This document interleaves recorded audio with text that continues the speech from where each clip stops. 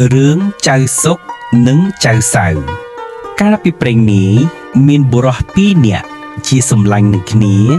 មួយឈ្មោះចៅសុកមួយឈ្មោះចៅសៅបានបួសនៅវត្តជាមួយគ្នាបួសយូរបន្តិចទៅក៏សឹកមកវិញសឹកមកហើយក៏ជាសម្លាញ់នឹងគ្នាទៀតសន្យានឹងគ្នាថាបើនរណាក្រត្រូវជួយគ្នាហើយបុរសទាំងពីរនាក់ក៏មានប្រពន្ធកូននៅរកស៊ីទីតីពីគ្នាចៅសុករកស៊ីទៅមានប្រពរបស់ច្រើនឯចៅសៅល្ងងខ្លៃក្រលំបាកហើយប្រពន្ធក៏មានសហាយផងចៅសុកដឹងថាប្រពន្ធចៅសៅមានសហាយហើយក្រលំបាកដូច្នោះក៏ទៅសួរចៅសៅទៅដល់ឃើញចៅសៅក្រលំបាកណាស់មែនក៏បបួលចៅសៅទៅរកស៊ីហើយនិយាយថាត្រូវឯងតាមពាក្យអញចៅសៅក៏ព្រមតាមពាក្យចៅសុកចៅសុកបបួលចៅសៅទៅកាប់ឈើធ្វើក្តាមឈ្មោះលក់ចៅសៅតាមពាក្យចៅសុកក៏ព្រមទៅជាមួយគ្នាឯកូនសេដ្ឋីដែលសហាយនឹងនាងពេជ្ជឺជាប្រពន្ធចៅសៅឃើញចៅសៅមិននៅផ្ទះក៏ទៅដេកនឹងប្រពន្ធចៅសៅរួចហើយវិលទៅផ្ទះវិញចៅសុកនិងចៅសៅធ្វើក្តាមឈ្មោះបានមួយក៏យកមកដាក់ក្នុងផ្ទះហើយទៅធ្វើក្តាមឈ្មោះទៀតកូនសេដ្ឋីក៏ទៅដេកនឹងនាងពេជ្ជទៀតដល់ពាក់កណ្ដាលអស់ត្រៀតចៅសុកនិងចៅសៅមកផ្ទះវិញចៅសុកខំដាប្រញាប់មកមុនស្រែកហៅប្រពន្ធចៅសៅឲ្យបើកទ្វារឯកូនសេដ្ឋីក៏ផិតភ័យរត់ពុំរួចនាងពេជ្ជប្រាប់សហាយឲ្យចូលដេកក្នុងក្តាមឈ្មោះហើយទៅបើកទ្វារឲ្យចៅសុកចៅសៅចូលទៅក្នុងផ្ទះនាងពេជ្ជសួរថាដោយម្ដេចក៏បានជាវិលមកវិញចៅសៅប្រាប់ថា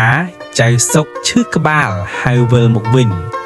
ហើយចៅសៅប្រាប់ទៅនាងពេជ្ជឲ្យដណ្ដើមបាយស៊ីបាយរួចហើយដោយចៅសុកដឹងថាសហាយដេកក្នុងក្តាមឈ្មោះក៏ប្រាប់ទៅចៅសៅថារកផ្ដៅមកចងក្តាមឈ្មោះទុកក្រែងចោលលួចចៅសៅក៏យកផ្ដៅទៅចងរួចស្រេចហើយយកដែកប្រគល់បោះថែមទៀតឯចៅសៅពុំដឹងជាប្រពន្ធមានសហាយ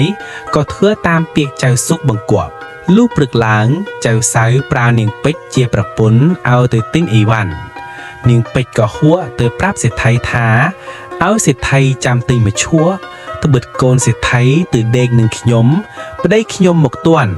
បានរត់ចូលដេកក្នុងមឈួរឥឡូវនេះប្តីខ្ញុំសាងយកមកដល់ព្រឹកនេះហើយប្រាប់ហើយនាងពេជ្ជក៏ត្រឡប់ទៅផ្ទះវិញលុះចៅសុកនិងចៅសៅស៊ីបាយរួចក៏សាងមឈួរយកទៅលក់សេដ្ឋីឲ្យខ្ញុំម្នាក់ចាំមើលផ្លូវផ្ដាំថាបើឃើញអ្នកណាសែងក្តាមឈ្មោះមកដល់ឲ្យរត់ទៅហៅយើងចៅសុកនិងចៅសៅសែងក្តាមឈ្មោះមកដល់ផ្ទះសេដ្ឋីស្រែកពពាយនាយថាអ្នកណាទិញក្តាមឈ្មោះទេសេដ្ឋីឮសួរថាលក់ដង្លៃប៉ុន្មានចៅសុកប្រាប់ថាឲ្យចាក់ប្រាក់ពីដីឡើងស្មើនឹងមឈួរសេដ្ឋីសុំតថ្លៃក៏ចៅសុកមិនព្រមសេដ្ឋីក៏ប្រើខ្ជុំកំដរឲ្យយកប្រាក់មកចាក់ស្មើនឹងមឈួរហើយចៅសុកនិងចៅសៅយកប្រាក់ទៅចែកគ្នា